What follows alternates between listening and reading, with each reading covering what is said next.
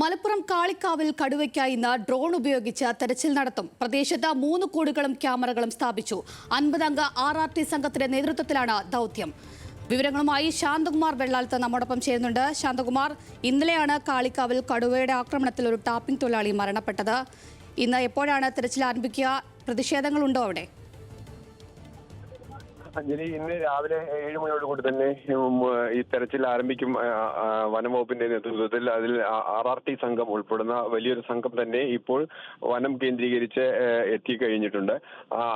ഇതിനകത്ത് ഡ്രോണുകൾ ഉപയോഗിച്ചിട്ടുള്ള പരിശോധനയും ഒപ്പം തന്നെ ഇന്നലെ സ്ഥാപിച്ച 50-ലധികം നിരീക്ഷണ ക്യാമറകളുണ്ട്. ഈ ക്യാമറകളിൽ കടുവയുടെ സാന്നിധ്യം ഉണ്ടായിട്ടുണ്ടോ എന്നുള്ളത് പരിശോധിക്കും. അതിനുശേഷം ഈ കടുവയുടെ സഞ്ചാരപഥ കൂടി ലൊക്കേറ്റ് ചെയ്തതിന് ശേഷമായിരിക്കും ഈ കുങ്കിയാനകൾ ഉപയോഗിച്ചുകൊണ്ടുള്ള വിശദമായ തെരച്ചിൽ ആരംഭിക്കുക.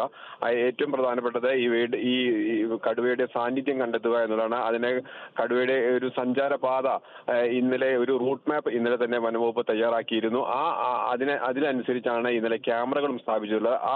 ആ സാന്നിധ്യത്തിന് അനുസരിച്ചായിരിക്കും കടുവയുടെ സാന്നിധ്യം ഉണ്ടോ എന്ന് വിശദമായി നോക്കിയതിനു ശേഷം മാത്രമായിരിക്കും ഈ കുങ്കിയാനകളെ കൊണ്ടുപോയുള്ള വിശദമായ പരിശോധന ഇന്ന് നടക്കുക. എന്തായാലും അരുൺ സക്കറുടെ നേതൃത്വത്തിലുള്ള വിദഗ്ധ സംഘവും മയക്കുവെടി വയ്ക്കുന്നതിനും മറ്റെല്ലാ തയ്യാറെടുപ്പുകളുമായി സ്ഥലത്ത് ക്യാമ്പ് ചെയ്ത് തുടങ്ങിയിട്ടുണ്ട്.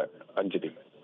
ശരി ശാന്തകുമാർ, മലപ്പുറം കാളിക്കാവിൽ കടുവയ്ക്കായി ഡ്രോൺ ഉപയോഗിച്ച് തെരച്ചിൽ നടത്തും. വിവരങ്ങൾ നൽകിയത് ശാന്തകുമാർ വെള്ളാലത്താണ്.